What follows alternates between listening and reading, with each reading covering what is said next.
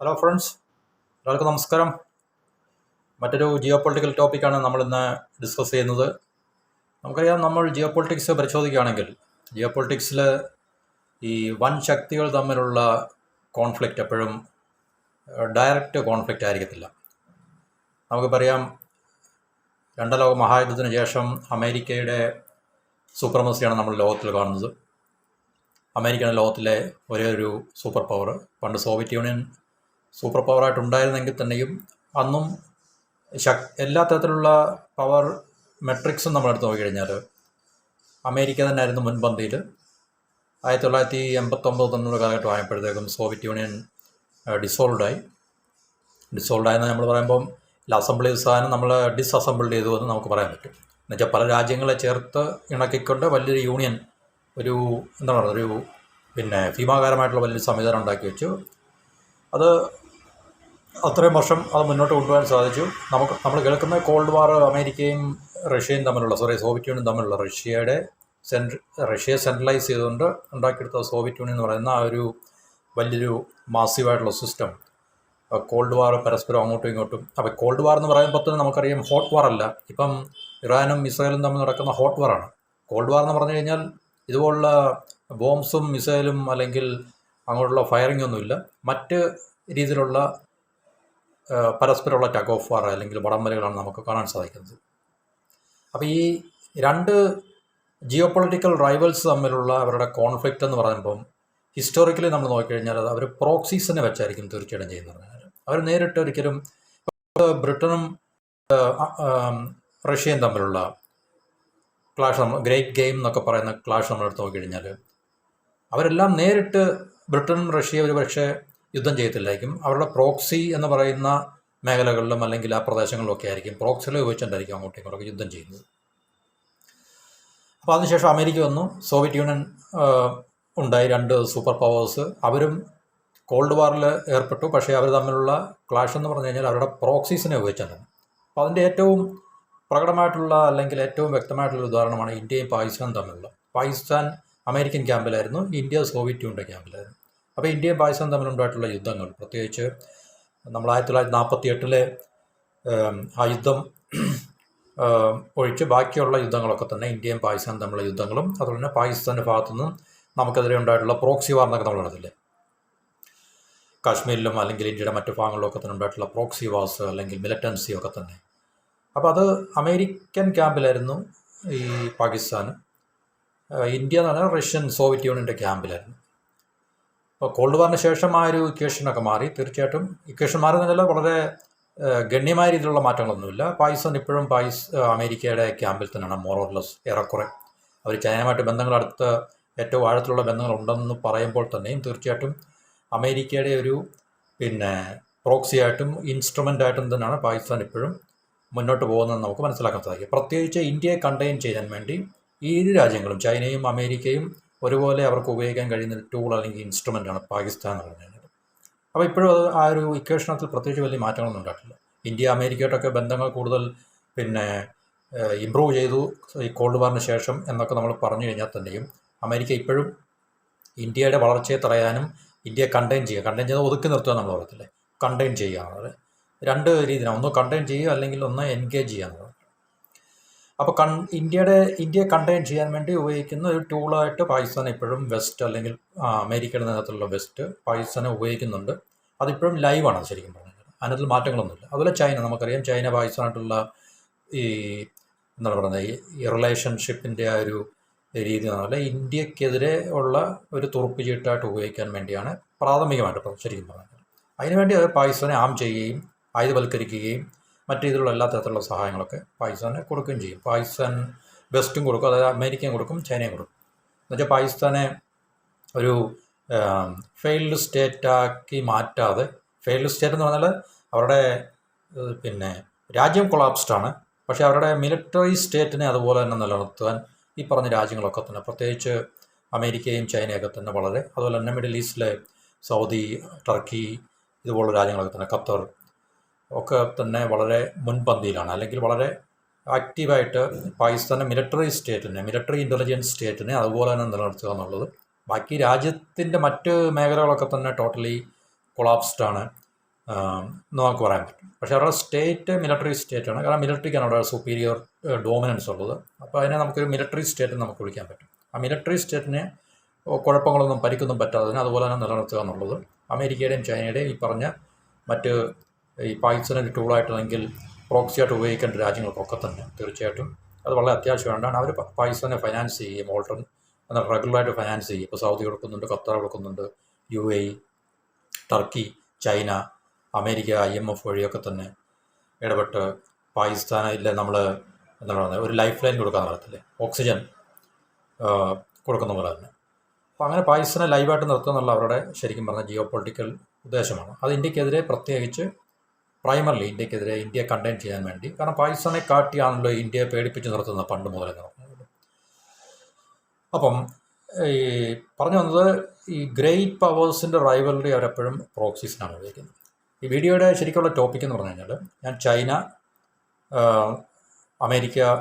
Versus America അല്ലെങ്കിൽ America versus China എന്നുള്ള ടോപ്പിക്കാണ് ശരിക്കും. അതിനകത്തിൽ ഈ ചൈനയുടെ ഇപ്പോൾ നമ്മൾ കാണുന്ന ഇറാൻ യുദ്ധം പോലും ചൈനയെ ശരിക്കും പറഞ്ഞു കഴിഞ്ഞാൽ അവരുടെ അൾട്ടിമേറ്റ് ടാർഗറ്റ് ചൈനയാണ്. റഷ്യ ഓൾറെഡി ട്രാപ്ഡാണ് വാറിൽ. റഷ്യ, ചൈന, ഇറാൻ, ഇന്ത്യ ഉണ്ടോയെന്ന് ചോദിച്ചു കഴിഞ്ഞാൽ ഉണ്ട്, ഇല്ലയെന്ന് ചോദിച്ചു കഴിഞ്ഞാൽ ഇല്ല. കാരണം ഇന്ത്യ ഇവിടെ ആണോ എന്ന് ചോദിച്ചു കഴിഞ്ഞാൽ ഇവിടെ ഉണ്ട്, അവിടെ ആണോ എന്ന് ചോദിച്ചാൽ അവിടെ ഉണ്ട്. ഒരു പരുവത്തിൽ ഇന്ത്യ പോവുകയാണ്. പക്ഷേ ഈ പറഞ്ഞ ഇന്ത്യക്ക് അതിൽ കാരണം ഇന്ത്യ ഈ റീജിയനിലായതുകൊണ്ട് റഷ്യയായിട്ടും ഇന്ത്യക്ക് ഇറാനെയും കൂടുതൽ നമുക്ക് നെഗ്ലക്റ്റ് ചെയ്ത് മുന്നോട്ട് പോകാൻ സാധിക്കത്തില്ല. അതുതന്നെയല്ല ഇന്ത്യക്ക് തൽക്കാലം ഈ അമേരിക്ക പോലുള്ള രാജ്യങ്ങളുടെ സഹായങ്ങളൊക്കെ നമ്മുടെ ഗ്രോത്ത് എന്ന് പറയുന്ന കാര്യത്തിന് വേണ്ടി നമുക്ക് അത്യാവശ്യമാണെങ്കിലും ഫ്യൂച്ചറിൽ ഒരുപക്ഷെ ഇന്ത്യ ഈ പറഞ്ഞ എന്നുവെച്ചാൽ ഇന്ത്യക്കും ചൈനയ്ക്കും ഈവൻ റഷ്യ ആയാൽ തന്നെ ഇറാൻ ആയാൽ തന്നെയും അമേരിക്ക അതുപോലുള്ള അമേരിക്കയുടെ പ്രത്യേകിച്ച് അമേരിക്കയുടെ നേതൃത്വത്തിലുള്ള വെസ്റ്റേൺ പവേഴ്സിൻ്റെ ഈ പറഞ്ഞ റീജിയനിലുള്ള അവരുടെ പ്രസൻസ് സാന്നിധ്യം ഒട്ടുമേ താല്പര്യമില്ല അതിൽ.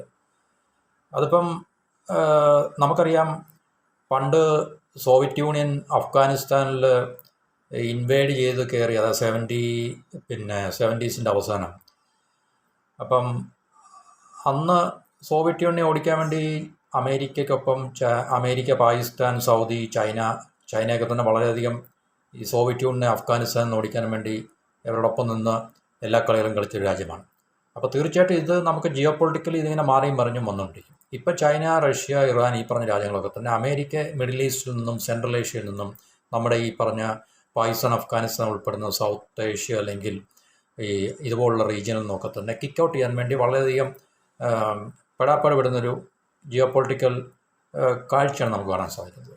അപ്പോൾ ഇത് ചൈനയും അമേരിക്കയും തമ്മിലുള്ള ഒരു റൈവലറിയാണ് നമുക്കിപ്പോൾ കാണുന്നത്. അതിൻ്റെ ഒരു പ്രതിഫലനമാണ് ഇപ്പോഴത്തെ ഇറാൻ വാർ എന്നുള്ളത്. എന്നുവെച്ചാൽ ചൈനയുടെ ഇക്കണോമിക് ഇമർജൻസ് അല്ലെങ്കിൽ ഉണ്ടാകാൻ സാധ്യതയുള്ള ഇക്കണോമിക് ഈ ഡോമിനൻസിനെ എല്ലാ രീതിയിലും തടയിടുക എന്നുള്ളതാണ് അമേരിക്കയുടെ നേതൃത്വത്തിലുള്ള പാശ്ചാത്യ രാജ്യങ്ങളുടെ ലക്ഷ്യം എന്ന് പറഞ്ഞാൽ.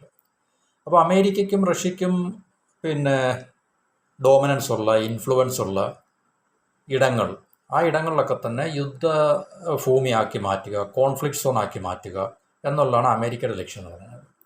അപ്പോൾ നമ്മൾ പറയാം അമേരിക്ക തോറ്റു അല്ലെങ്കിൽ അമേരിക്കയ്ക്ക് യുദ്ധം ജയിക്കാൻ സാധിക്കത്തില്ല. അവരെ സംബന്ധിച്ച് നമുക്ക് ഈ യുദ്ധം ചെയ്യുക എന്നുള്ളത് അമേരിക്കനകത്ത് ഡയറക്റ്റായിട്ട് ഇൻവോൾവ് ആകാത്തതുകൊണ്ട് തീർച്ചയായിട്ടും നമുക്ക് അങ്ങനൊരു പിന്നെ ഒരു കോൺസെപ്റ്റ് നമുക്ക് അംഗീകരിക്കാൻ പറ്റും. ഇപ്പോൾ ഉദാഹരണത്തിന് രണ്ടുപേർ തമ്മിൽ ഡയറക്റ്റായിട്ട് ഇൻവോൾവ് ആകുമ്പോഴേ നമുക്ക് ഒരാൾ തോറ്റു അല്ലെങ്കിൽ ഒരാൾ ജയിച്ചു എന്ന് പറയുന്നത്. ഇപ്പോൾ ഇറാനും ഇസ്രായേലും തമ്മിൽ നമുക്ക് പറയാൻ പറ്റും. ഒന്നുകിൽ ഇറാൻ ജയിച്ചു അല്ലെങ്കിൽ ഇസ്രായേൽ തോറ്റു, അല്ലെങ്കിൽ ഇസ്രായേൽ ജയിച്ചു ഇറാൻ ജയിച്ചു എന്ന് പറയാൻ പറ്റും. ഇതിനകത്ത് ഡയറക്റ്റായിട്ട് ഇൻവോൾവ് ആകാത്ത പാർട്ടീസ് ഇപ്പോൾ അമേരിക്ക ഒരു സൈഡിലും, അമേരിക്ക ഒക്കെ ഓഫ് കോഴ്സ് അമേരിക്ക അതിൽ ഡയറക്റ്റായിട്ട് ഇൻവോൾവ് ആകുന്നുണ്ട്. എന്നാൽ തന്നെയും പിന്നെ അമേരിക്ക, ഞാൻ പറയുന്നത് നേരിട്ട് അമേരിക്ക എന്ന് പറഞ്ഞാൽ ഭൂപ്രദേശത്തിന് ഈ പറഞ്ഞ യുദ്ധത്തിൻ്റെ കെടുതികളൊന്നുമില്ല. ചൈനയെ സംബന്ധിച്ചും പ്രത്യേകിച്ച് കെടുതികളൊന്നുമില്ല. അപ്പോൾ അങ്ങനെയുള്ളൊരു കോൺസെപ്റ്റ് നമ്മൾ വെച്ച് നോക്കുമ്പോൾ അമേരിക്കയെ സംബന്ധിച്ച് ഇത് ഈ തോറ്റു ജയിച്ചു എന്നുള്ളത് നമ്മൾ സാധാരണ ഒരു ഈ യുദ്ധത്തിൻ്റെ മാനദണ്ഡം വെച്ചിട്ട് അത് ശരിയാകത്തില്ലതാണ്. കാരണം അവരുടെ ജിയോ പൊളിറ്റിക്കൽ അംബീഷൻ നേടുന്നുണ്ടോ അല്ലെങ്കിൽ അവർക്ക് അതിനെ പിന്നെ അച്ചീവ് ചെയ്യാൻ സാധിച്ചോ ഇല്ല എന്നുള്ളതാണ് നമുക്ക് മനസ്സിലാക്കേണ്ട കാര്യങ്ങൾ. അതായത് ചൈനയുടെ ഇറാൻ പിന്നെ ആസ്ഥാനമാക്കിയുള്ള ചൈനയുടെ പിന്നെ മിഡിൽ ഈസ്റ്റിലേക്കുള്ള സെൻട്രൽ ഏഷ്യയിലേക്കുള്ള ചൈനയുടെ വളർച്ചയെ അമേരിക്കയ്ക്ക് പിന്നെ കണ്ടെയ്ൻ ചെയ്യാൻ അല്ലെങ്കിൽ കട്ട് ഓഫ് ചെയ്യാൻ അല്ലെങ്കിൽ ആ ഒരു ചൈനയുടെ മുന്നേറ്റത്തെ ഡിസ്ട്രോയ് ചെയ്യാൻ അമേരിക്കയ്ക്ക് സാധിക്കുന്നുണ്ടോ, ഇനി സാധിക്കുന്നില്ല എന്നുള്ളതാണ് യുദ്ധത്തിൻ്റെ വിജയവും പരാജയവും നമുക്ക് മനസ്സിലാക്കാൻ കഴിയുന്നൊരു അടിസ്ഥാനമാണത്. ഓക്കെ, ഞാൻ ഇവിടെ പറയാൻ പോകുന്നത് ഇപ്പോൾ പാകിസ്ഥാനും ശരിക്കുള്ള ടോപ്പിക്കിലേക്ക് ഞാൻ വന്നില്ല. പാകിസ്ഥാനും അഫ്ഗാനിസ്ഥാനും തമ്മിൽ ഈ അടുത്ത സമയത്ത് പ്രത്യേകിച്ച് താലിബാൻ അഫ്ഗാനിസ്ഥാനിൽ ഭരണത്തിൽ വന്നതിന് ശേഷം പാകിസ്ഥാനും താലിബാനും തമ്മിൽ അത്ര നല്ല സുഖകരമായിട്ടുള്ള ബന്ധങ്ങളൊന്നുമില്ല. അവർ ഇടയ്ക്കൊക്കെ അങ്ങോട്ടും ഇങ്ങോട്ടും border conflict, low intensity conflict ഒക്കെ തന്നെ ഉണ്ടാകുന്നുണ്ട്. ഈ അടുത്ത സമയത്ത് പാകിസ്ഥാൻ്റെ ഭാഗത്തു നിന്നും ഒക്കെ തന്നെ വളരെ ശക്തമായിട്ടുള്ള അഫ്ഗാനിസ്ഥാനെതിരെയുള്ള ആക്രമണങ്ങൾ, ഡ്രോൺ അറ്റാക്കും അതുപോലെ തന്നെ എയർ അറ്റാക്കും ഒക്കെ തന്നെ. കഴിഞ്ഞ ദിവസം അവരുടെ ഒരു അഫ്ഗാനിസ്ഥാൻ പറയുന്ന ഡ്രഗ് റീഹാബിലിറ്റേഷൻ ഹോസ്പിറ്റലിൽ പാകിസ്ഥാൻ ബോംബിട്ട് ഏകദേശം 400ഓളം സിവിലിയൻസ് കൊല്ലപ്പെട്ടു എന്നാണ് അഫ്ഗാൻ താലിബാൻ പറയുന്നത്. പക്ഷേ പാകിസ്ഥാൻ പറയുന്നത് സിവിലിയൻ ഇൻഫ്രാസ്ട്രക്ചറിനെ ഒന്നും ഞങ്ങൾ ടാർഗറ്റ് ചെയ്തിട്ടില്ല, മിലിറ്റൻസിൻ്റെ ഇൻഫ്രാസ്ട്രക്ചറിനെയാണ് ഞങ്ങൾ ടാർഗറ്റ് ചെയ്തത്, ബോംബ് ചെയ്തതാണ് പാകിസ്ഥാൻ പറയുന്നത്. അപ്പോൾ കോൺഫ്ലിക്റ്റ് ഇപ്പോഴും തൽക്കാലം അവിടെ ഒരു സീസ്ഫയർ ഉണ്ടായിട്ടുണ്ടെങ്കിൽ തന്നെയും അത് തീർച്ചയായിട്ടും ഇനിയും ഏത് സമയത്തും അത് ഈ രണ്ട് രാജ്യങ്ങളും തമ്മിലൊരു യുദ്ധത്തിലേക്ക് പോകുവാൻ സാധ്യതയുണ്ടെന്നുള്ളത് നമ്മൾ മനസ്സിലാക്കുക. അപ്പോൾ നമുക്കറിയാം ഇത് പാകിസ്ഥാനും അഫ്ഗാനിസ്ഥാനും തമ്മിലുള്ള ഒരു ബൈലാറ്ററൽ ഇഷ്യൂ അല്ല. ഇപ്പം ഇസ്രായേൽ ഇറാൻ ബൈലാറ്ററൽ ഇഷ്യൂ ആണെന്ന് നമുക്ക് ഒരിക്കലും ഞാൻ നേരത്തെ പറഞ്ഞിട്ടുണ്ട്. കാരണം ഈ കാണുന്ന യുദ്ധങ്ങളൊന്നും തന്നെ ബൈലാറ്ററൽ അല്ല, എല്ലാം ജിയോ പൊളിറ്റിക്കൽ എന്ന് പറയുന്നത് ഒരു മാനദണ്ഡത്തിൻ്റെ അടിസ്ഥാനത്തിൽ മാത്രമേ നോക്കുന്നത്. കാരണം അതിൻ്റെ പിന്നിൽ ഗ്രേറ്റ് പവേഴ്സ് ഉണ്ട്. അപ്പോൾ ഗ്രേറ്റ് പവേഴ്സ് ഇപ്പോൾ രണ്ട് രാജ്യങ്ങൾ മാത്രമാണെങ്കിൽ നമുക്ക് പറയാം ബൈലാറ്ററൽ എന്ന് പറയും. രണ്ട് രാജ്യങ്ങൾക്ക് പിന്നിൽ പല രാജ്യങ്ങളും അണിനിരക്കുന്നുണ്ടെങ്കിൽ തീർച്ചയായിട്ടും അത് ബൈലാറ്ററൽ അല്ല. കാരണം ഈ പ്രദേശമായിട്ട് യാതൊരു ബന്ധമില്ലാത്ത രാജ്യങ്ങളാണ് ഇതിൻ്റെ പിന്നിൽ അണിനിരക്കുന്നതെങ്കിൽ, അവർക്ക് ആയുധങ്ങൾ കൊടുക്കുന്നതെങ്കിൽ, ഇൻ്റലിജൻസ് കൊടുക്കുന്നതെങ്കിൽ, അല്ലെങ്കിൽ മറ്റു രീതിയിലുള്ള സഹായങ്ങൾ കൊടുക്കുന്നതെങ്കിൽ, അല്ലെങ്കിൽ അവരുടെ ലക്ഷ്യത്തെ നേടാൻ വേണ്ടിയാണ് ഈ പറഞ്ഞ രാജ്യങ്ങളെ പ്രോക്സിയായിട്ട് ഉപയോഗിക്കുന്നതെങ്കിൽ തീർച്ചയായിട്ടും ഇത് ജിയോ പൊളിറ്റിക്കലല്ല, ഇത് ബൈലാറ്ററല്ല, ഉഭയകക്ഷി പ്രശ്നങ്ങളല്ല, ഇത് ജിയോ പൊളിറ്റിക്കൽ ഇഷ്യൂ ആണെന്നുള്ള കാര്യം നമ്മൾ മനസ്സിലാക്കുക. എല്ലാ യുദ്ധങ്ങളും ജിയോ പൊളിറ്റിക്കലാണ്. റഷ്യ യുക്രൈൻ വാറും ജിയോ പൊളിറ്റിക്കലാണ്. ഇന്ത്യ പാകിസ്ഥാൻ വാർ ഉണ്ടായിട്ടുള്ളപ്പോഴൊക്കെയും ഇനി ഉണ്ടാകാൻ സാധ്യതയുള്ള യുദ്ധങ്ങളാണെങ്കിൽ തന്നെ ജിയോ പൊളിറ്റിക്കലാണ്. ഇന്ത്യ ചൈന യുദ്ധം തീർച്ചയായിട്ടും ജിയോ പൊളിറ്റിക്കലാണ്. ഇപ്പോൾ കാണുന്ന മിഡിൽ ഈസ്റ്റിലെ യുദ്ധങ്ങളെല്ലാം തന്നെ ജിയോ പൊളിറ്റിക്കലാണ്. ഒന്നും തന്നെ ബൈലാറ്ററൽ അല്ല. കാരണം ബൈലാറ്ററൽ ആണെങ്കിൽ നമുക്ക് അത് തീർച്ചയായിട്ടും ഇങ്ങനെ ആയിരിക്കത്തില്ല അതിൻ്റെ ഒരു രീതി എന്ന് പറഞ്ഞു കഴിഞ്ഞാൽ. അപ്പോൾ ഈ അഫ്ഗാനിസ്ഥാൻ, പാകിസ്ഥാൻ, അതുപോലെ തന്നെ ഇറാൻ, ഈ മൂന്ന് രാജ്യങ്ങളെ സംബന്ധിച്ച്, ഈ മൂന്ന് രാജ്യങ്ങൾ ചൈനയെ സംബന്ധിച്ച് വളരെ ഇമ്പോർട്ടൻ്റ് ആയിട്ടുള്ള മൂന്ന് രാജ്യങ്ങളാണ്. അതായത് ചൈനയുടെ ഏറ്റവും ഡ്രീം പ്രോജക്റ്റ് ആണല്ലോ അവരുടെ ബെൽറ്റ് ആൻഡ് റോഡ് ഇനിഷ്യേറ്റീവ് എന്ന് പറയുന്നത്, BRI എന്ന് പറയുന്നത്. എന്നുവെച്ചാൽ ചൈനയിൽ നിന്ന് തുടങ്ങി ഈ പറഞ്ഞ രാജ്യങ്ങളെല്ലാം കണക്ട് ചെയ്ത ഇക്കണോമിക് കോറിഡോഴ്സും അതുപോലെ തന്നെ എനർജി കോറിഡോഴ്സ്, ട്രേഡ് റൂട്ട്, അതുപോലെ തന്നെ കണക്ടിവിറ്റി, ഇതെല്ലാം കൊണ്ട് യൂറോപ്പിലേക്ക് എത്തിക്കുക എന്നുള്ളതാണ് ചൈനയുടെ ലക്ഷ്യം എന്ന് പറയുന്നത്. അപ്പോൾ ഇതിൻ്റെ ഏറ്റവും തുടക്കം വെസ്റ്റേൺ ചൈനയിൽ നിന്നാണ്. അപ്പോൾ ഇതിൻ്റെ ഒക്കെ വളരെ ഈ പിവോട്ട് എന്ന് പറയുന്ന അല്ലെങ്കിൽ ഏറ്റവും തന്ത്രപ്രധാനമായിട്ടുള്ള സ്ഥലമാണ് പാകിസ്ഥാൻ. അവരുടെ ചൈനയും പാകിസ്ഥാനും തമ്മിലുള്ള CPEC എന്ന് പറയുന്നത്, ചൈന പാകിസ്ഥാൻ ഇക്കണോമിക് കോറിഡോർ. ഏകദേശം 60 ബില്യന് മുകളിൽ ചൈന ഇൻവെസ്റ്റ് ചെയ്തിട്ടുണ്ട്. അതിൽ 62 അല്ലെങ്കിൽ 65 ബില്യൻസിനടുത്ത് ചൈനയുടെ ഇൻവെസ്റ്റ്മെൻ്റ് ഉള്ള വലിയൊരു മെഗാ പ്രോജക്റ്റാണ്. അപ്പോൾ അതുമായിട്ട് ബന്ധപ്പെട്ടാണ് ഗാദ്വാർ പോർട്ടും അതിൻ്റെ ഡെവലപ്മെൻറ്റും ഒക്കെ ചൈന ഏറ്റെടുത്ത് നടത്തുകയും. അപ്പോൾ നമുക്കറിയാം CPEC അത് തീർച്ചയായിട്ടും ഇന്ത്യ ക്ലെയിം ചെയ്യുന്ന പാകിസ്ഥാൻ ഒക്കുപൈഡ് കാശ്മീരിൽ കൂടെയാണ് പോകുന്നത്. അതുകൊണ്ടാണ് ഇന്ത്യക്ക് ചൈനയായിട്ടുള്ള പാകിസ്ഥാനായിട്ടുള്ള ഈ പ്രശ്നത്തിലുള്ള ബോൺ ഓഫ് കണ്ടൻഷൻ. നമ്മളതിനെ തീർച്ചയായിട്ടും സ്വീകരിക്കാത്തത് അല്ലെങ്കിൽ അംഗീകരിക്കാത്തതെന്നാണ് ചോദിച്ചു കഴിഞ്ഞാൽ ഡിസ്പ്യൂട്ടഡ് ആയിട്ടുള്ള ലാൻഡിൽ കൂടെയാണ് ഈ പറഞ്ഞ ചൈനയുടെ CPEC പോകുന്നതെന്നുള്ളത് ആണ് ഇന്ത്യയുടെ ഒരു വേർഷൻ. അപ്പോൾ അതുകൊണ്ട് ഇന്ത്യ അതിനെ അംഗീകരിക്കത്തില്ല. പാകിസ്ഥാൻ്റെ ബലൂചിസ്ഥാനിൽ കൂടെയാണ് പോകുന്നത്. അപ്പോൾ ബലൂചിസ്ഥാൻ ഈ ഇന്റേണലായിട്ടുള്ള കോൺഫ്ലിക്റ്റ് നിലനിൽക്കുന്നുണ്ട്. തീർച്ചയായിട്ടും ചൈന ഇക്കാര്യത്തിൽ വലിയ തോതിലുള്ള പ്രശ്നങ്ങൾ നേരിടുന്നുണ്ട്. അപ്പോൾ പാകിസ്ഥാൻ ചൈനയെ സംബന്ധിച്ച് ഈ പറഞ്ഞ അവരുടെ ബെൽറ്റ് ആൻഡ് റോഡ് ഇനിഷ്യേറ്റീവിൻ്റെ വലിയൊരു പ്രധാനപ്പെട്ടൊരു ജിയോഗ്രഫിയാണ്. അഫ്ഗാനിസ്ഥാനും വലിയൊരു ജിയോഗ്രഫിയാണ്. ഇറാനും തീർച്ചയായിട്ടും ചൈനയുടെ ബെൽറ്റ് ആൻഡ് റോഡ് ഇനിഷ്യേറ്റീവിൻ്റെ ഒരു പോർട്ടലാണ്. ശരിക്കും പോർട്ടൽ എന്ന് പറഞ്ഞാൽ ഒരു ഉപാധായനാണ് ശരിക്കും പറഞ്ഞത്. അപ്പോൾ ഈ മൂന്ന് രാജ്യങ്ങൾ വളരെ ഇമ്പോർട്ടൻ്റ് ആണ് ചൈനയെ സംബന്ധിച്ച്, ചൈനയുടെ ബെൽറ്റ് ആൻഡ് റോഡ് ഇനിഷ്യേറ്റീവിനെ സംബന്ധിച്ച്. അപ്പോൾ ഈ മൂന്ന് രാജ്യങ്ങളെ ശരിക്കും പറഞ്ഞു കഴിഞ്ഞാൽ ഇപ്പോൾ പാകിസ്ഥാനും ചൈനയും തമ്മിൽ വളരെ അടുത്ത ബന്ധമാണ് ഉള്ളത്. ചൈനയ്ക്ക് അഫ്ഗാനിസ്ഥാൻ താലിബാനുമായിട്ടും വളരെ ബെറ്ററായിട്ടുള്ള വർക്കിംഗ് റിലേഷൻഷിപ്പ് ഉണ്ട്, ഇല്ലെന്ന് പറയാൻ പറ്റില്ല. അതുപോലെ തന്നെ ഇറാനും ചൈനയും തമ്മിലുള്ള ബന്ധങ്ങൾ നമുക്കറിയാം. ഇപ്പോൾ ഇറാനിൽ നടക്കുന്ന വിഷയങ്ങൾ നമുക്കറിയാം. അപ്പോൾ ഇറാനെ ഡീസ്റ്റെബിലൈസ് ചെയ്യുക എന്നുള്ളതാണ് അമേരിക്കയുടെ നേതൃത്വത്തിലുള്ള പാശ്ചാത്യ രാജ്യങ്ങളുടെ ഏറ്റവും പ്രധാനപ്പെട്ടൊരു ലക്ഷ്യം എന്ന് പറയുന്നത്. അതുവഴി ചൈനയുടെ ബെൽറ്റ് ആൻഡ് റോഡ് ഇനിഷ്യേറ്റീവിനെ എന്താണ് മുച്ചോടെ നശിപ്പിക്കുക, അല്ലെങ്കിൽ അതിനെ ലോക്കിട്ട് പൂട്ടുക എന്നുള്ളതാണ് ഈ ഇറാനെ ടാർഗറ്റ് ചെയ്യുന്നതുകൊണ്ട് അമേരിക്ക ലക്ഷ്യമാക്കുന്നത്. പാകിസ്ഥാനും അഫ്ഗാനിസ്ഥാനും തമ്മിൽ ഒരു കോൺഫ്ലിക്റ്റിനകത്തിൽ കൊണ്ട് ഏർപ്പെടുത്തി കഴിഞ്ഞാൽ ഈ ഇരു രാജ്യങ്ങളും തമ്മിൽ ഒരുപക്ഷെ നമുക്ക് ഇതുകൊണ്ട് ഇത് തീർന്നു നമ്മൾ കരുതണ്ട. കാരണം ഒരുപക്ഷെ ഈ രാജ്യങ്ങൾ തമ്മിൽ ഇനിയും കൂടുതൽ കോൺഫ്ലിക്റ്റിലേക്ക് പോകാനുള്ള സാധ്യത വളരെ ഒരു ഷോർട്ട് മീഡിയം ടൈമിൽ തന്നെ ഇരു രാജ്യങ്ങളും തമ്മിൽ വളരെ ഫുൾ ഫ്ലഡ്ജ് ആയിട്ടുള്ള ഒരു വാർ ഉണ്ടാകാനുള്ള സാധ്യത വളരെ കൂടുതലാണ് പാകിസ്ഥാനും അഫ്ഗാനിസ്ഥാനും തമ്മിൽ. എന്തുകൊണ്ടാണെന്ന് ചോദിച്ചു കഴിഞ്ഞാൽ ചൈനയുടെ പ്രോജക്റ്റിനെ ഇല്ലാതാക്കുക, നശിപ്പിക്കുക എന്നുള്ളതാണ് അതിനകത്തിൽ ഏറ്റവും പ്രധാനപ്പെട്ട ഒരു വിഷയമാണ്. പിന്നെ നമുക്ക് പോസിബിളായിട്ട് പാകിസ്ഥാനും ഇറാനും തമ്മിലുള്ളൊരു വാർ ഫ്രണ്ട് ഒരു പക്ഷേ ഓപ്പൺ ചെയ്യാനുള്ള സാധ്യത, അല്ലെങ്കിൽ അതിനുള്ള ഏറ്റവും പ്രധാനപ്പെട്ടൊരു ലക്ഷ്യം അമേരിക്ക, സൗദി ഇതുപോലുള്ള രാജ്യങ്ങൾക്ക് ഉണ്ടാകാൻ സാധ്യത നമുക്ക് തള്ളിക്കളയാൻ പറ്റത്തില്ല. അപ്പം ഇതിനെ നമുക്ക് എങ്ങനെ കാണാമെന്ന് ചോദിച്ചു കഴിഞ്ഞാൽ, കുറേ മാസങ്ങൾക്ക് മുമ്പ് പാകിസ്ഥാനും സൗദിയും തമ്മിലൊരു മിലിറ്ററി കരാർ, സ്ട്രാറ്റജിക് മിലിറ്ററി എഗ്രിമെൻറ്റ്, രണ്ട് രാജ്യങ്ങളും തമ്മിൽ ഒരു തന്ത്രപ്രധാനമായിട്ടുള്ള അല്ലെങ്കിൽ സൈനികപരമായിട്ടുള്ളൊരു മിലിറ്ററി കരാറിൽ അവർ ഏർപ്പെട്ടിട്ടുണ്ട്.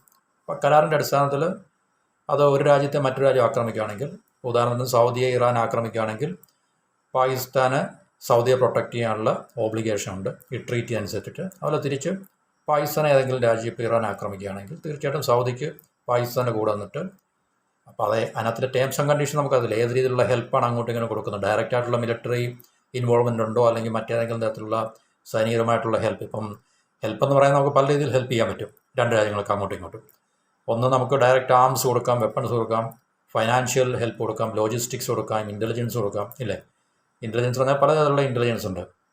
പിന്നെ ഇപ്പം ചൈന ഇപ്പം പാകിസ്ഥാന് ഓപ്പറേഷൻ സിന്ധുവിലുള്ള സാറ്റലൈറ്റ് വഴിയുള്ള ഇൻ്റലിജൻസ് കൊടുക്കുന്ന പോലെ തന്നെ, അല്ലെങ്കിൽ മറ്റേതെങ്കിലും തരത്തിലുള്ള ഇലക്ട്രോണിക് വാർഫെയർ, അപ്പം അങ്ങനെയൊക്കെയുള്ള ഒത്തിരി ഹ്യൂമൻ ഇൻ്റലിജൻസ് കൊടുക്കാം. അപ്പോൾ ഇൻ്റലിജൻസ് തന്നെ ഒത്തിരി രീതിയിൽ നമുക്ക് പ്രൊവൈഡ് ചെയ്യാൻ സാധിക്കും. അപ്പോൾ ഒരു രാജ്യത്തിന് മറ്റൊരു രാജ്യത്തെ പല രീതിയിൽ സഹായിക്കാൻ പറ്റും. അല്ലെങ്കിൽ ഇക്കണോമിക് ഹെൽപ്പിൽ കൂടെ പൈസ കൊടുത്ത് സഹായിക്കാൻ പറ്റും. അല്ലെങ്കിൽ ഇപ്പോൾ ഉദാഹരണത്തിന് സൗദി, പാകിസ്ഥാൻ ഇറാൻ തമ്മിൽ യുദ്ധമാണെന്നിരിക്കട്ടെ, അപ്പം സൗദിക്ക് വേണമെങ്കിൽ പാകിസ്ഥാന് ഫ്രീ ആയിട്ടോ അല്ലെങ്കിൽ ഡിസ്കൗണ്ടഡ് റേറ്റിലൊക്കെ ഓയിൽ കൊടുത്ത് സഹായിക്കാം, ഖത്തറിന് ഗ്യാസ് കൊടുത്ത് സഹായിക്കാം. കാരണം യുദ്ധത്തിൽ ഏർപ്പെടുന്ന ഞങ്ങളുടെ വേണ്ടപ്പെട്ട രാജ്യമായതുകൊണ്ട്. അപ്പോൾ അങ്ങനെ ഹെൽപ്പ് എന്ന് പറഞ്ഞു കഴിഞ്ഞാൽ പല രീതിയിലായിരിക്കും. ലോജിസ്റ്റിക്സ് കൊടുക്കാം. പാകിസ്ഥാൻ്റെ ഇപ്പോൾ ഇറാൻ്റെ ഭാഗത്തു നിന്നുള്ള ആക്രമണങ്ങളെ ഭയന്നിട്ട് പാകിസ്ഥാൻ്റെ എയർക്രാഫ്റ്റൊക്കെ ഏതെങ്കിലും ഇറാൻ ടാർഗറ്റ് ചെയ്യാൻ സാധ്യതയുള്ള എയർബേസിൽ നിന്ന് ഈ എയർക്രാഫ്റ്റൊക്കെ സൗദിയിലോ അല്ലെങ്കിൽ ഇതുപോലുള്ള രാജ്യങ്ങളിലോ കൊണ്ട്, ഇപ്പോൾ സൗദിയുടെ കാര്യം പറയുമ്പോൾ അവർക്ക് അവിടെ കൊണ്ട് പാർക്ക് ചെയ്യാൻ സാധിക്കും. അപ്പോൾ ഇങ്ങനെയൊക്കെയുള്ള ഹെൽപ്പുകളാണല്ലോ അങ്ങോട്ടും ഇങ്ങോട്ടും കൊടുക്കുക. എല്ലാം നേരിട്ട് ആയുധങ്ങൾ കൊടുക്കണമെന്നോ അല്ലെങ്കിൽ നേരിട്ട് അവർക്ക് വേണ്ടി ഫൈറ്റ് ചെയ്യണം നിർബന്ധമൊന്നുമില്ല. ഹെൽപ്പ് പല രീതിയിലായിരിക്കും. അപ്പോൾ ഒരു പക്ഷേ ഈ ഒരു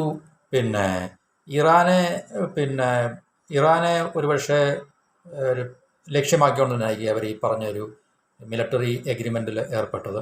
അത് തീർച്ചയായിട്ടും എന്തുകൊണ്ടാണെന്ന് ചോദിച്ചു കഴിഞ്ഞാൽ, ഈ യുദ്ധം ഉണ്ടാകും എന്നുള്ളത് യുദ്ധം പ്ലാൻ ചെയ്തവർക്കും ഡിസൈൻ ചെയ്തവർക്കും അറിയായിരിക്കും. അതായത് ഇറാനും ഇപ്പോഴുള്ള ഈ ഇസ്രായേലും തമ്മിലുള്ള. അപ്പോൾ അത് യുദ്ധം പ്രോഗ്രസ് ചെയ്ത് മുന്നോട്ട് പോകും തോറും തീർച്ചയായിട്ടും ഇറാനും പാകിസ്ഥാനും തമ്മിലുള്ള ബോർഡറിലൊരു വാർ ഫ്രണ്ട് ഓപ്പൺ ആകുക എന്നുള്ളൊരു സാധ്യതയും തള്ളിക്കളയാൻ ഉണ്ടാകാം. അത് യുദ്ധം അതിനെ പ്ലാൻ ചെയ്യുന്നവർക്കോ അല്ലെങ്കിൽ അത് ലക്ഷ്യമാക്കിയവർക്കോ അത് തീർച്ചയായിട്ടും അറിയാൻ പറ്റും, നമുക്കറിയാൻ സാധിക്കത്തില്ലായിരിക്കും. അപ്പോൾ ഇത് അൾട്ടിമേറ്റ്ലി എന്താണെന്ന് ചോദിച്ചു കഴിഞ്ഞാൽ, ചൈനയ്ക്ക് അവരുടെ ബെൽറ്റ് ആൻഡ് റോഡ് ഇനിഷ്യേറ്റീവ് പദ്ധതി ഏതെല്ലാം രാജ്യമായിട്ടാണ് ബന്ധപ്പെട്ട് ഇരിക്കുന്നത്, ആ രാജ്യങ്ങളെല്ലാം വൺ ബൈ വൺ ആയിട്ട് നോക്ക് ഡൗൺ ചെയ്യുക എന്നുള്ളതാണ് അമേരിക്കയുടെ നേതൃത്വത്തിലുള്ള ഈ പറഞ്ഞ അമേരിക്ക നേതൃത്വം കൊടുക്കുന്ന ആ ഒരു സംവിധാനം. നമുക്ക് അമേരിക്ക തന്നെ പറയാം. അപ്പോൾ അതിന് മിഡിൽ ഈസ്റ്റിലെ ഇസ്രായേലിനെ പ്രോക്സിയായിട്ട് ഉപയോഗിക്കുന്നു, ഇവിടെ ഒരു പക്ഷേ അവർ പാകിസ്ഥാനെ പ്രോക്സിയായിട്ട് ഉപയോഗിക്കും എന്നുള്ള വ്യത്യാസം മാത്രമേ ഉള്ളൂ. അപ്പോൾ ഈ അഫ്ഗാനിസ്ഥാൻ, പാകിസ്ഥാൻ, ഇറാൻ ഈ മൂന്ന് രാജ്യങ്ങളെ ഡീസ്റ്റെബിലൈസ് ചെയ്യുകയാണെങ്കിൽ തീർച്ചയായിട്ടും, അല്ലെങ്കിൽ ഈ യുദ്ധം എന്ന് പറയുന്ന ഒരവസ്ഥയിലേക്ക് അവരെ കൊണ്ട് ഡ്രാഗ് ചെയ്യുകയാണെങ്കിൽ ചൈനയുടെ ബെൽറ്റ് ആൻഡ് റോഡ് ഇനിഷ്യേറ്റീവ് മുന്നോട്ട് പോകത്തില്ല. പ്രത്യേകിച്ച് പാകിസ്ഥാനിലെ സീപെക്ക് മുന്നോട്ട് പോകത്തില്ല. ഇപ്പോൾ അഫ്ഗാനിസ്ഥാൻ എന്ന് പറയുന്നത് ഒത്തിരി മിനറൽ റിസോഴ്സ് ഉള്ള ഒരു രാജ്യമാണ്. അപ്പോൾ ചൈനയെ സംബന്ധിച്ച് ഈ മിനറൽ റിസോഴ്സിൻ്റെ മുകളിൽ ഭയങ്കരമായിട്ടുള്ള ലക്ഷ്യമുണ്ട്, കണ്ണുണ്ട്. അപ്പോൾ അതെല്ലാം ഈ ചൈനയ്ക്ക് കൈവശപ്പെടുത്താൻ സാധിച്ചു കഴിഞ്ഞാൽ ചൈനയുടെ ഭാവി വളരെ സുരക്ഷിതമായിരിക്കും. അവർക്ക് തീർച്ചയായിട്ടും അമേരിക്ക എന്ന് പറയുന്ന രാജ്യത്തിൻ്റെ മുകളിൽ, അല്ലെങ്കിൽ ആ അമേരിക്കൻ സാമ്രാജ്യത്തിൻ്റെ മുകളിൽ അവർക്ക് തീർച്ചയായിട്ടും സാമ്പത്തിക ഒരു അധീശത്വം ഉണ്ടാക്കിയെടുക്കാൻ. കാരണം റിസോഴ്സാണല്ലോ ശരിക്കും പറഞ്ഞാൽ പ്രധാനം എന്ന് പറഞ്ഞാൽ. ഇപ്പോൾ അമേരിക്കയെ സംബന്ധിച്ച് ഓയിൽ ഒരു വിഷയമല്ല. കാരണം അവരിപ്പോൾ മിഡിൽ ഈസ്റ്റിനെ ഓയിലിന് വേണ്ടി ഡിപ്പെൻഡ് ചെയ്യുന്നില്ല, ഗ്യാസിനും ഡിപ്പെൻഡ് ചെയ്യുന്നില്ല. ഈ രണ്ട് കാര്യത്തിൽ അവർ സെൽഫ് ഡിപ്പെൻഡൻ്റ് ആണ്, സെൽഫ് സഫീഷ്യൻ്റ് ആണ്.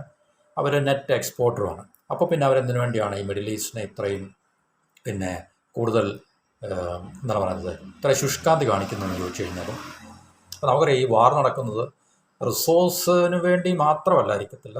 ഇതിനകത്ത് പല ഘടകങ്ങളുണ്ടായിരിക്കും. ഇപ്പോൾ റിസോഴ്സിൻ്റെ മുകളിൽ ആധിപത്യം കിട്ടുക എന്നുള്ളത് ഏറ്റവും പ്രധാനപ്പെട്ട ഒരു കാര്യമാണ്. ഇപ്പോൾ ഓയിൽ, ഗ്യാസ്, അല്ലെങ്കിൽ മറ്റ് പ്രധാനപ്പെട്ട റയർ എർത്ത്, അല്ലെങ്കിൽ മറ്റ് പ്രധാനപ്പെട്ട മിനറൽസൊക്കെ തന്നെ, ഭൂമിക്കടിയിലുള്ള മിനറൽസ് റിസോഴ്സുകളൊക്കെ തന്നെ ഉണ്ട്. എന്നുവെച്ചാൽ ഈ ഏറ്റവും പ്രധാനപ്പെട്ട ഈ ഇക്കണോമിക് റിസോഴ്സ് എന്ന് നമുക്ക് പറയാൻ പറ്റുന്ന ഒത്തിരി റിസോഴ്സ് ഉണ്ട്. ഓയിലും ഗ്യാസും നമുക്ക് എടുത്തു പറയാൻ പറ്റുന്ന രണ്ട് റിസോഴ്സുകളാണ്. അതല്ലാതെ ഇപ്പോൾ റയർ എർത്ത് അല്ലെങ്കിൽ മറിച്ച് അലൂമിനിയം ഇതുപോലുള്ള ഒത്തിരി റിസോഴ്സുകൾ തീർച്ചയായിട്ടും, പ്രത്യേകിച്ച് വാർ മെഷീനറി, നമുക്കറിയാം ഇപ്പോൾ യുദ്ധത്തിന് ആയുധങ്ങൾ ഉണ്ടാക്കാൻ വേണ്ടി തന്നെ ഇഷ്ടം പോലെ മെറ്റൽസും റിസോഴ്സുകളും വളരെ അത്യാവശ്യമാണ്, റയർ എർത്ത് ഉൾപ്പെടെയുള്ളതാണ്. അപ്പോൾ ഇതിൻ്റെ മുകളിൽ ആർക്കാണ് ആധിപത്യം കിട്ടുന്നത്? ഓയിൽ ഒരു പ്രധാന ഘടകമാണ്. അപ്പോൾ ഇതിൻ്റെ മുകളിൽ ആർക്കാണ് ആധിപത്യം കിട്ടുന്നത് എന്നുള്ളത് ഏറ്റവും പ്രധാനപ്പെട്ട ആരാണ് വിജയി ഈ ലോകത്തിൻ്റെ എംപയർ എന്ന് തീരുമാനിക്കുന്നതിൻ്റെ ഏറ്റവും പ്രധാനപ്പെട്ട ഒരു ഘടകമാണ്.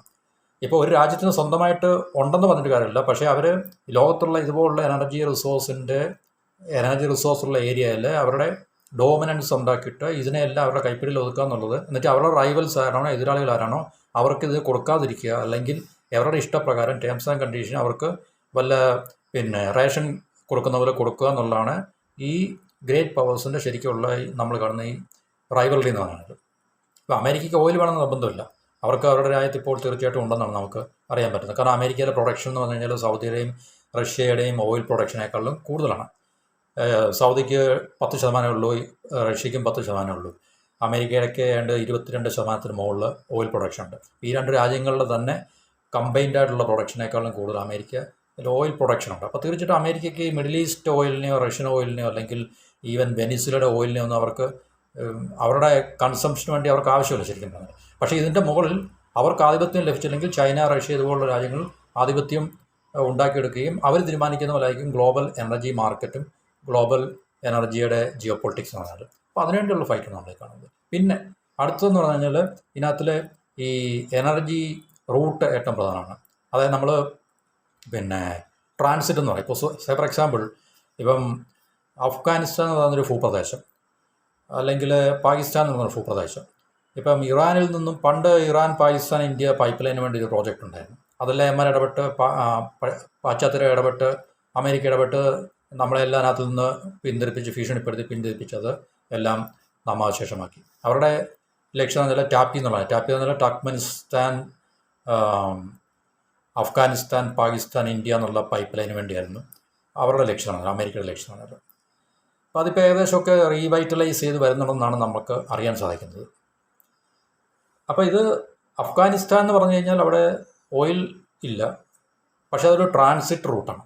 അല്ല പാകിസ്ഥാൻ, അവിടെ ഓയിലില്ല, പക്ഷേ അത് ട്രാൻസിറ്റ് റൂട്ടാണ്. ഇപ്പം ചൈനയുടെ ഇക്കണോമിക് കോറിഡോർ പോകേണ്ടത് പാകിസ്ഥാനിൽ കൂടെ, അഫ്ഗാനിസ്ഥാനിൽ കൂടെയും ഇറാൻ ഇതുപോലുള്ള രാജ്യങ്ങളിൽ കൂടെ ആണെങ്കിൽ ആ രാജ്യവും ഈ പ്രോക്സി വാറിന് വിധേയമാകും തീർച്ചയായിട്ടും. അല്ല റിസോഴ്സ് ഉള്ള പ്രദേശം മാത്രമായിരിക്കത്തില്ല, ഇതുപോലുള്ള കോറിഡോർസ് പോകുന്ന അല്ലെങ്കിൽ ട്രേഡ് റൂട്ട് പോകുന്ന ഈ പ്രദേശങ്ങളും തീർച്ചയായിട്ടും ഈ പറഞ്ഞ ഗ്രേറ്റ് പവേഴ്സിൻ്റെ റൈവൽറിക്ക് കാരണമാകും. കാരണം ഈ ഒരു ഭൂപ്രദേശം അവർക്ക് പിടിച്ചെടുക്കുക എന്നുള്ളത് അവരുടെ ട്രേഡ് റൂട്ട് കൊണ്ടുപോകാൻ വേണ്ടി, അല്ലെങ്കിൽ എനർജി പൈപ്പ് ലൈൻസ് കൊണ്ടുപോകാൻ വേണ്ടി അവർക്ക് ഈ പ്രദേശം അത്യാവശ്യമാണ്. അത് അഫ്ഗാനിസ്ഥാനോ അല്ലെങ്കിൽ പാകിസ്ഥാനോ അല്ലെങ്കിൽ മറ്റേതെങ്കിലും ഭൂപ്രദേശം ആയിക്കോട്ടെ.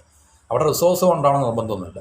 അപ്പോൾ ഈ പറഞ്ഞ ഭൂപ്രദേശത്തിന് വേണ്ടി തമ്മിത്തില്ലാവും. അപ്പോൾ അവിടെ യുദ്ധം നടക്കാൻ, പരസ്പരം അങ്ങോട്ടും ഇങ്ങോട്ടുള്ള യുദ്ധം, പ്രോക്സി വാറുകൾ നടക്കാനുള്ള സാധ്യതയുണ്ട്.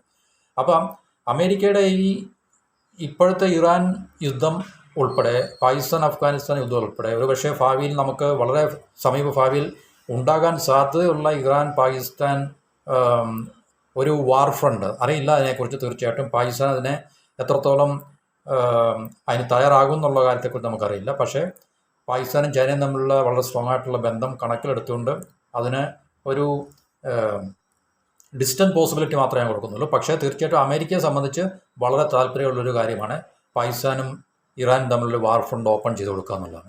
കാരണം അത് തീർച്ചയായിട്ടും ചൈനയുടെ ഈ പറഞ്ഞ ബെൽറ്റ് ആൻഡ് റോഡ് ഇനിഷ്യേറ്റീവിനെ മൊത്തവും ഹോൾസെയിലായിട്ട് ഡിസ്ട്രോയ് ചെയ്യപ്പെടാൻ, കാരണം ഈ ഏരിയ ഇതൊരു ബിഗിനിങ് പോയിൻ്റാണ് ശരിക്കും പറഞ്ഞു കഴിഞ്ഞാൽ ചൈനയെ സംബന്ധിച്ച്. കാരണം ഇതെല്ലാം നമുക്ക് പാകിസ്ഥാനായാലും അഫ്ഗാനിസ്ഥാനായാലും ഈവൻ ഇറാനായാലും വളരെ ഇമ്മീഡിയറ്റ് ആയിട്ടുള്ള നെയ്ബർഹുഡിലുള്ള രാജ്യങ്ങളാണ് ചൈനയെ സംബന്ധിച്ചും ഇന്ത്യയെ സംബന്ധിച്ചാണ്. അപ്പോൾ ചൈനയുടെ ഈ ബെൽറ്റ് ആൻഡ് റോഡ് ഇനിഷ്യേറ്റീവിനെ മുച്ചോടെ തകർക്കുക എന്നുള്ളത് അമേരിക്കയുടെ ലക്ഷ്യമായതുകൊണ്ട് തീർച്ചയായിട്ടും ഈ പറഞ്ഞ രാജ്യങ്ങൾ പരസ്പരം അങ്ങോട്ടും ഇങ്ങോട്ടും, പ്രത്യേകിച്ച് പാകിസ്ഥാൻ, അഫ്ഗാനിസ്ഥാൻ, ഇറാൻ, പാകിസ്ഥാൻ, നമുക്ക് തീർച്ചയായിട്ടും ഇനിയും വളരെ ഷോർട്ട് മീഡിയം ടൈമിൽ ഒരുപക്ഷെ വളരെ ഈ ഒരു ഇറാൻ ഇസ്രായേൽ യുദ്ധം ഒന്ന് തണുത്തു കഴിഞ്ഞാൽ ഒരുപക്ഷെ തീർച്ചയായിട്ടും ഉണ്ടാകാൻ സാധ്യതയുള്ള അടുത്ത വാർ ഫ്രണ്ട് ഒരുപക്ഷെ ഇവിടെ ആയിരിക്കാം. അതിൻ്റെ ഏറ്റവും പ്രധാനപ്പെട്ട ടാർഗറ്റ് എന്ന് പറഞ്ഞാൽ ചൈനയുടെ BRI തകർക്കുക എന്നുള്ളതാണ് തീർച്ചയായിട്ടും.